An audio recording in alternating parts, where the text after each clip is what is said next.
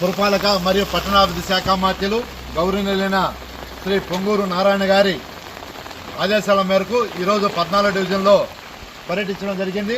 ఈరోజు సైడ్ కాలువలో మంత్రివర్యులు శ్రీ నారాయణ సార్ గారు అన్ని సైడ్ కాలువలో మట్టి షీల్డ్ దించినందువల్ల, ఎక్కడ కానీ పెద్ద కాలువలో షీల్డ్ తీసినందువల్ల ఈ విధంగా నీళ్లు పారుతా ఉన్నాయి. ఎక్కడ ఆగడం లేదు, ఎక్కడ చెత్త కానీ ఏమీ లేకుండా నీట్గా ఈరోజు వెళ్తున్నాయంటే అది ఒక నారాయణ సార్ గారి పుణ్యమని చెప్తున్నాను.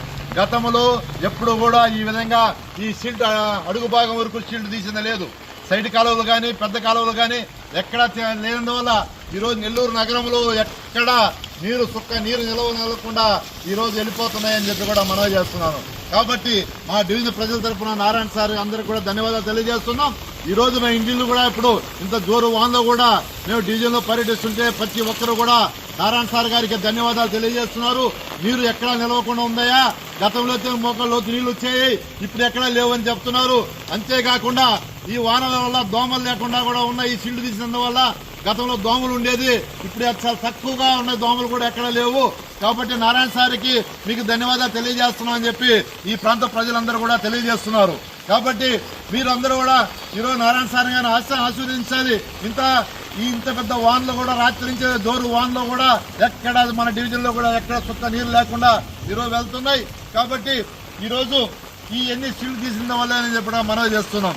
ఈ రోజు మేము ప్రతి ఒక్క ప్రజలను కూడా పర్యటించడం జరిగింది. అక్కడక్కడ ఏదో రేకులు కొంచెం వర్షపు నీరు వస్తే ఈ రోజు ఎంఎస్ఎం స్కూల్లో కూడా పునరావాస కేంద్రం కూడా విజిట్ చేయడం జరిగింది. అక్కడ కూడా కొంతమంది నాటికి పొమ్మని చెప్పాం. అక్కడ ఆధార్ కార్డు ఎవరైతే ఇళ్లలో నీరు వస్తాయో వాళ్ళు ఎవరన్నా ఉంటే ఆధార్ కార్డు తీసుకొని అక్కడికి పోతే వాళ్ళ పేరు రాసుకొని వాళ్ళ బియ్యం కూడా ఇవ్వడం జరుగుతుంది కూడా మనవి చేస్తున్నాం. ఇది కూడా నారాయణ సార్ గారు మన ప్రాంత ప్రజలకు కూడా ఎంఎస్ఎంఎస్ స్కూల్లో అరేంజ్ చేయడం జరిగింది. ఎందుకంటే ఎక్కడైనా రేకులు కానీ పూరీలు కానీ ఒక చిల్లులు పడి వర్షం నీళ్లు వస్తుంటే కాబట్టి మీరు అక్కడ కూడా దాన్ని పునరావాస కేంద్రంకి వెళ్ళవలసిందిగా ప్రార్థిస్తున్నాం. మీకు ఏదైనా అవసరమైతే ఎప్పుడైనా ఎనీ టైం మాకు కాల్ చేసినా మేము వెంటనే స్పందించి మిమ్మల్ని సురక్షిత ప్రాంతాలకు తరలించడం జరుగుతుంది కూడా మనవి చేస్తున్నాం.